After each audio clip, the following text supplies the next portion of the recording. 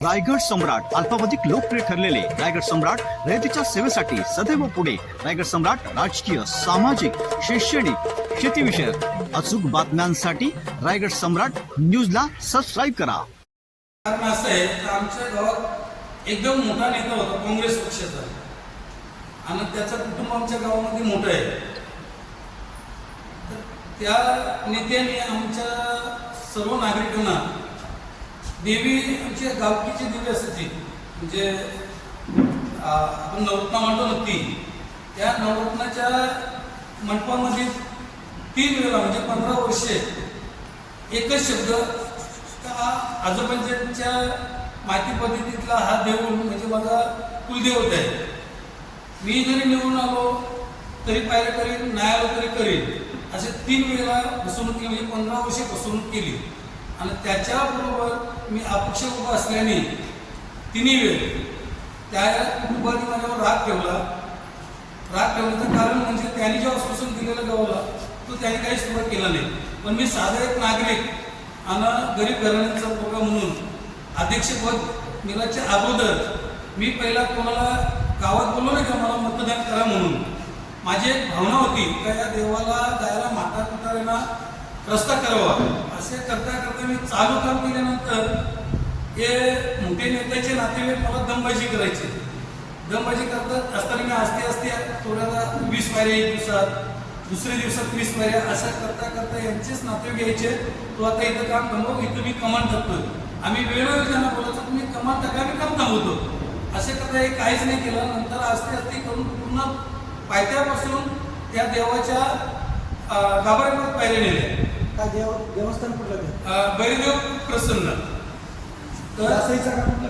बैरनाथ पण बोलतात, बैरदेव पण बोलतात. तर तो काम मी पुरा केला. देवस्थान कुठलं एक्झॅक्ट? बैरदेव प्रसन्न, बेलपाड्याचा बैरदेव प्रसन्न म्हणजे आमचे कोली आगरी कराडी सगळ्यांचा म्हणजे तो कुलदेव मानला जातो म्हणजे जागृत देव. तर अशा देवाचं काम ज्या व्यक्तीने मोठ्या नेत्यांनी फसवणूक केल्यामुळं मी छोटे कार्यकर्त्यांनी केल्यामुळे याचं म्हणजे पूर्ण कुटुंब मोठं असल्याने माझ्यावर पूर्ण येणे लागलेला शेवटपर्यंत. आता मी पूर्ण काम करून सुद्धा त्यावेळेला कमिटी अशी जमायची आमची का प्रत्येक कुटुंबाचे लोक जमायची आणि देवळामध्ये मिटिंग घ्यायची. मिटिंग घेतली का प्रत्येक कुटुंबाला विचार करावा तुमच्या कुटुंबातनं किती लोक देतात तुम्ही कमिटीवर असं विषय व्हायचं. पण आता या 22 वर्षात असं घडलंय का जे श्याम म्हात्रेंनी जे केलं नाही ते श्याम म्हात्रेचे पोरीने करून दाखवलं तृप्ती म्हात्रेंनी. कारण 22 वर्षे माझ्या पायऱ्या माता पिताऱ्या चालल्या आता ते चालत नाही. कारण का यांचा 2 वर्षापूर्वी पण माझ्या पूर्ण मंडप तोडला, वृंदावन तोडल्या, पायऱ्या अर्ध्या तोडल्या. मी गप्प बसलो काही माझे 2 लहान मुलं आहेत, मला भांडणाला काही वेळ लागणार नाही.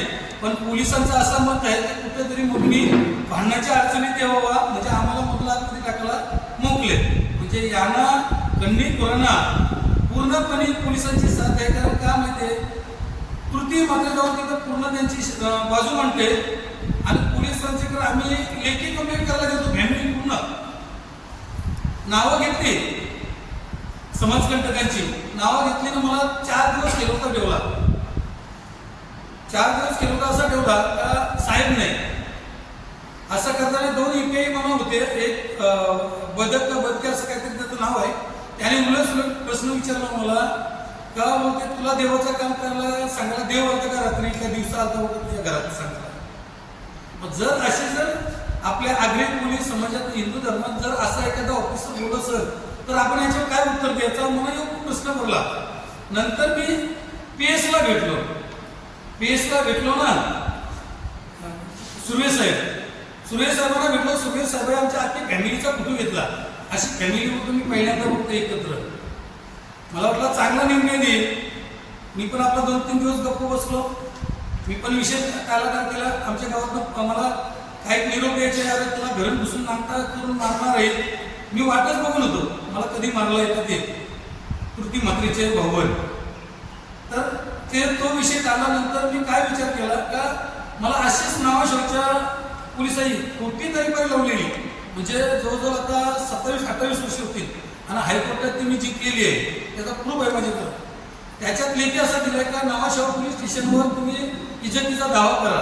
पण आम्ही तो का संमतीमध्ये मला बघितलं की भेटायला आला असं काही करू नको म्हणून मी थांबलो. पण आता मी ज्या मी पत्र दिलंय ना कमिशनरला, अवैध धंदे माझ्या बायका काय करतात किंवा अवैध धंदे मी काय करतोय याचा मी कोर्टात शहानिशा पूर्ण करून घेणार आहे. या पोलीस ऑफिसरनी नावाशिवायचे जे मला उलट सुलट जे प्रश्न केलेत ना त्याने ते कोर्टात चॅलेंज करावं. आणि माझा पण कोर्टात चॅनल आहे, चॅलेंज आहे का माझा कोर्टाच्या न्यायाधीशावर माझा पूर्णपणे आत्मविश्वास पूर्णपणे भरोसा आहे का मला माझा सच्चाईने मला सच्चाचा न्याय मिळणार. तर तुम्ही आता तिथे त्या पायऱ्या तुम्ही बांधल्या होत्या, तुम्ही म्हणता किंवा कमानी बांधल्या होत्या, त्यावेळी तुम्ही स्वतः गावकऱ्यांना म्हणजे विश्वासात घेतलं होतं का? अहो गावकरी इतका आनंद मला लुटलेला का माझी ज्या वेळेला पायऱ्या पूर्ण झाल्या तेव्हा महापूजा ठेवली. महापूजा ठेवल्यानंतर कवाले ठेवले मी, त्या मीच पण आहेत एकनाथ मलिक सगळे त्यांचा कार्यक्रम ठेवलेला. आणि पब्लिक इतकी का मला फाटी सुद्धा कमी पडली का ज्याच्या घरी गावात 60 केली होती ना फाटी ती सुद्धा गावात नेऊन मला जेवण बनवावं लागले. जवळजवळ 450 किलो जेवण बनवावं लागले. तर तुम्ही विचार करा किती पब्लिक जेवणी सर. आणि तितका 22 वर्षे चांगला असून सुद्धा या लोकांनी गेले मागच्या वर्षापासून हे खंडीपूर आहे त्यांची, कारण खंडीची केस आहे या लोकांवर. हे लोकांकडनं वसुली करून म्हणजे आता तुम्ही गावातला सर्व्हिसला आहे मग तुमच्याकडे येणाऱ्या तू देवासाठी मोजत कर 10 पायऱ्या किंवा 5 पायऱ्या. आता एक पायरीची 8,000 रुपये किंमत ठेवली. मनोहर शेठ भोईर यांनी अक्का शिबिर दिलाय, पीपी कारखान्याने खरेदी दिलाय. आणि राजेश मात्रे आमच्याच गावाला पनवेलला राहतोय त्यांनी पूर्णपणे स्टील दिलाय. तर मग आवडा जर सामान देत असताना राम शेठने 1 लाख रुपये दिले, महेंद्र शेठने 1 लाख रुपये दिले म्हणजे हे शेठ लोक जे पैसे देतात ना हे आमच्या गावात ऍक्च्युली भांडणं होण्यासाठी देतात.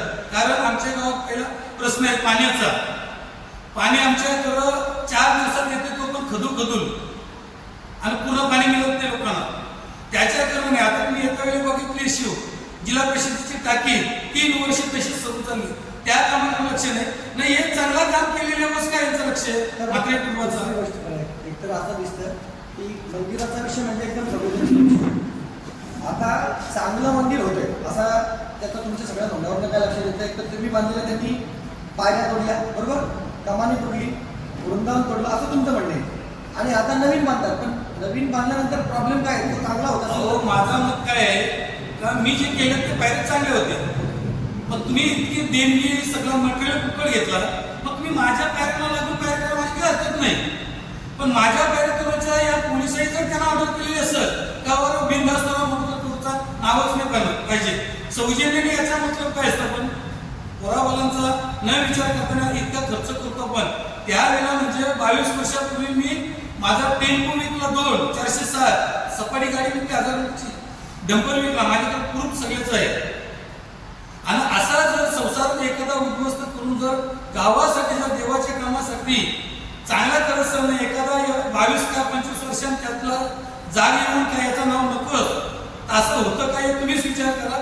मला प्रत्येक पत्रकार बंधूंचा इथं मी बोलवल्यावर तुम्ही आलं सगळ्यांचं मी अभिनंदन पहिलाच करायला पाहिजे होतो. माझी चुकी झाली पण तुमचं अभिनंदन आहे. पण या गोष्टीवर तुम्हाला काय वाटते? म्हणजे तुमचा म्हणणं काय आहे की एकतर तुम्ही स्वखर्चाने बांधल्या होत्या आणि त्यावेळेला गाव तुमच्या सोबत होतं सगळं. ऐका एक मिनिटं. आणि आता मात्र तुम्हाला डावलला जातो, तुम्हाला श्रेय द्यायचं नाही असं तुमचा आरोप आहे. आरोप म्हणजे असं आहे कारण पहिले गाव आत्ता खुशीने अजूनही खुशी नाही. गावाला एक खटकलेलं आहे कारण ही कमिटी गावकीने नेमलेली नाही आताची ना मागची नव्हती. पण हे काय करतात माहिती आहे 2 कुटुंब मोठं असल्याने तुम्हाला मेसेज टाकणार मला मेसेज टाकणार असं करून एका कुटुंबात जाणार आणि तेच पुन्हा मोबाईलद्वारे प्रत्येकाला मेसेज पाठवणार. तर मोबाईलचा मेसेज सर्वांना समजतं असं काही नाही ना. तुम्ही गावकीत मिटिंग लावा असं काहीच नाही केलं. किंवा आता मला सुद्धा माझा काम होता यांना बोलवण्याचा मला अधिकार नाही का? म्हणजे मी आवडता बेकार माणूस आहे. मी आता त्यावेळेला जर 60-65 लाख रुपये उद्ध्वस्त करी सर न त्या पैशावर धूल टिकून पैसे कमवायचा धंदा करत असतील तर मी काहीच करू शकत नाही का? मग मी कुठल्याही पोलीस असो कुठल्याही ऑफिसर असो मी जितके आपले इंडियामध्ये जितके कोर्ट आहेत हायकोर्ट सुप्रीम कोर्ट सगळ्या परत मी जायची माझी फुल तयारी आहे. लिगली काही बनवली असेल ते माहिती नाही.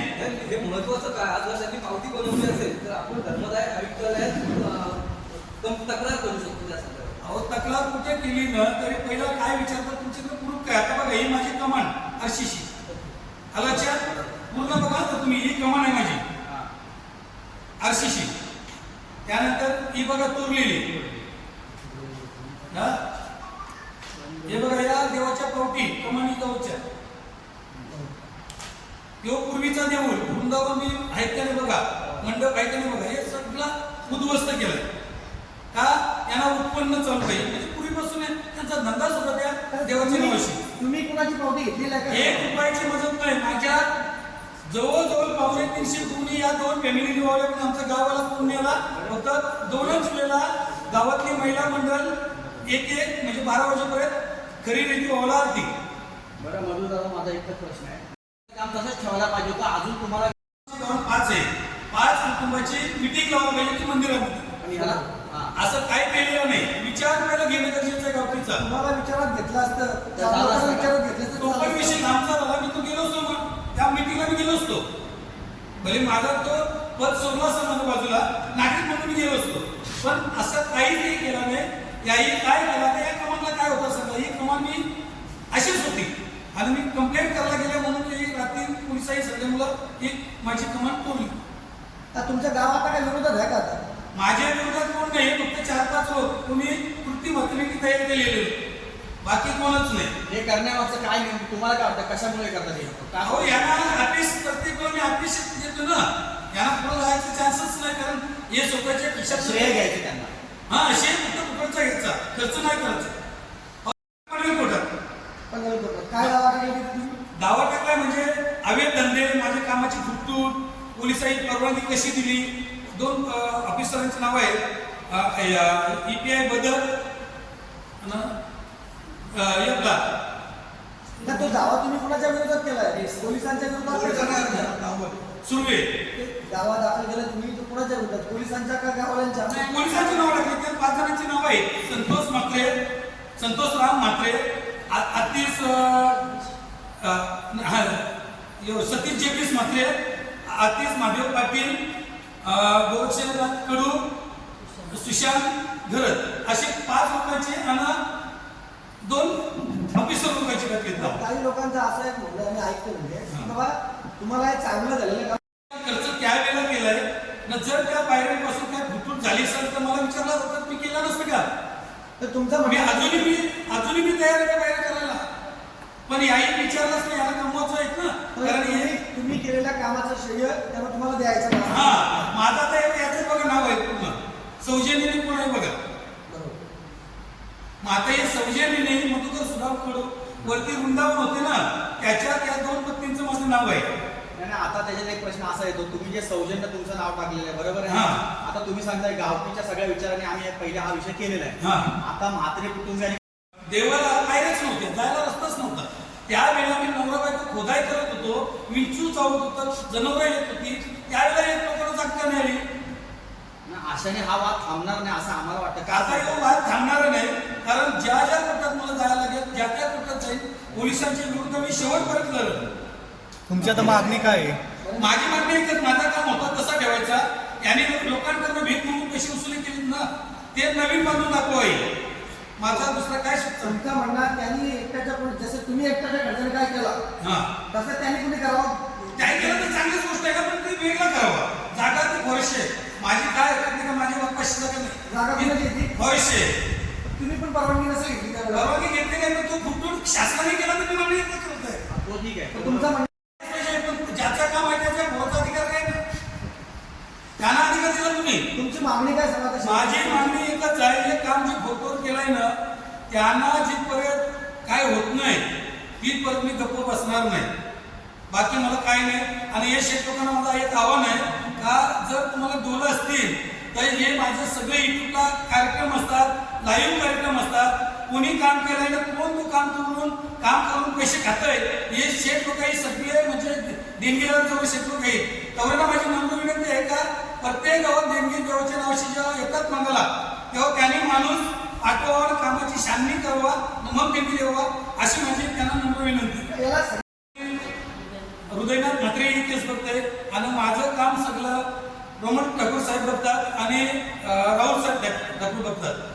मला काही प्रश्न सांगलाय, कुठेही काही झाला तरी आपण मागं घ्यायची नाही. ही पत्रकार परिषद घ्यायची याविषयी तुम्ही त्यांना सांगितलं वकिलांना बोलले? सांगितलेलं म्हणून तर काही सांगलं का वकिलांना कुठली अडचण नको म्हणून त्याही पत्र लिहून दिले. त्या पत्रकारांवर यायला नको.